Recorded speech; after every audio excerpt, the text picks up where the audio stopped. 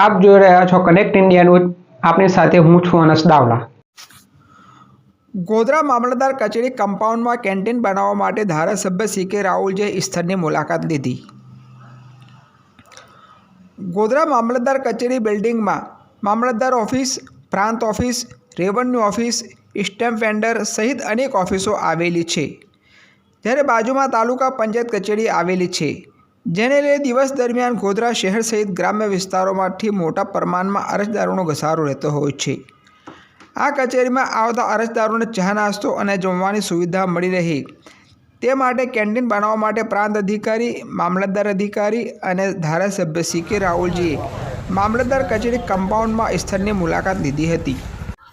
હા, આજે મૂળ જે વસ્તુ અત્યારે મામલતદાર કચેરી, સિટી સર્વે ઓફિસની કચેરી અને દસ્તાવેજ સ્ટેમ્પની કચેરી અને અન્ય કચેરીના અનુસંધાનમાં ભૂતકાળમાં પરવડી મુકામે આ ઓફિસો જવાની હતી, પણ આ મૂળ જે જગ્યાએ અત્યારે જે ઓફિસો બની છે ખેતીવાડી વિભાગ હસ્તકના હોવાને કારણે જિલ્લા પંચાયતના મકાનમાં આ જે ખેતીવાડીનું જે મકાન હતું ઓફિસનું એ નવા મકાનમાં સમાવેશ કરી દીધું અને આ જગ્યા ખાલી હતી। એના અનુસંધાનમાં આજે મામલતદારની કચેરી, સિટી સર્વેની કચેરી, સ્ટેમ્પના અનુસંધાનમાં દરરોજના 100 થી 200 દસ્તાવેજ થાય છે।